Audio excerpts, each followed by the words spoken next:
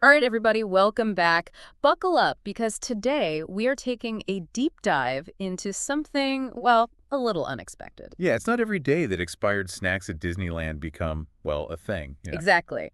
But as with most things, especially those that go viral, there's often more to it than meets the eye. We're talking about, of course, the recent buzz and some, frankly, discussed over at Disneyland, specifically their Halloween event, Oogie Boogie Bash. Right, yeah. The photos started popping up online, and people were not happy with what they were seeing. Yeah, so picture this. It's Oogie Boogie Bash. You've shelled out a pretty penny for these tickets. You're in the park, decked out in your costume, ready for a night of spooky fun, trick-or-treating. You reach into your bag of goodies, and bam, there it is. A big old Best Buy date staring back at you. September 15th, 2024, the kicker. The photos were taken on the 16th. Yeah, not exactly the magical moment you're hoping for at the happiest place on earth, right? Definitely not. And look, I get it, seeing that kind of date discrepancy, especially at Disney. It can be jarring. It feels like maybe a little corner cutting. Especially at A a... premium event, right? But before everyone goes into full-blown panic mode, we do need to clarify something. There's a really important difference between a Best Buy date and an actual expiration date. And this is where your expertise comes in, because to be honest, I think a lot of us, myself included, kind of lump those two things together. Right. Well, the Best Buy date is more about quality, not safety. Yeah. The Food Safety and Inspection Service, they actually define it as the date by which a product is likely to have its best flavor or quality. Hmm. It doesn't mean that the food is unsafe to eat after that date. So technically, Disney isn't, like, breaking any rules here. Right.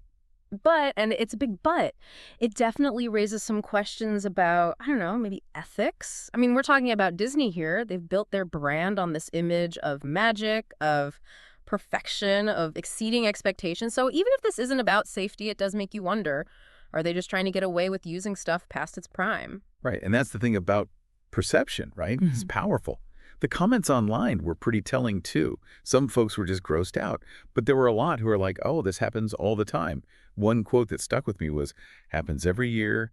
Last year it was the sun chips. Mhm. So this isn't an isolated incident. It speaks to maybe a bigger pattern, and that could really erode trust, even if it's not technically illegal. Absolutely. Plus, you factor in the cost, right?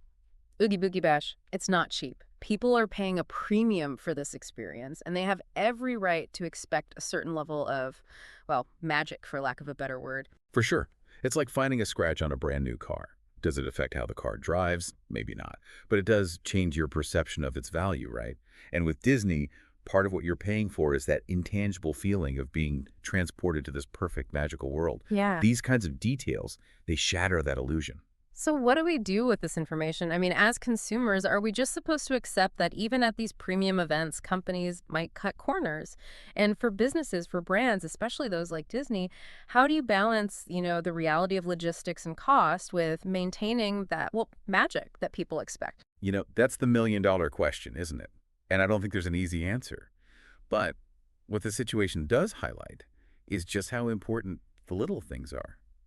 In a world where every detail can be amplified online, companies need to realize that even seemingly small oversights can have a big impact on how they're perceived. And for us as consumers, I think it's a good reminder to pay attention to those details, to voice our concerns, and to hold companies accountable for the experiences they're selling us. It really makes you think about how much power we have as consumers and how even seemingly small details can shape our overall perceptions of even the biggest companies.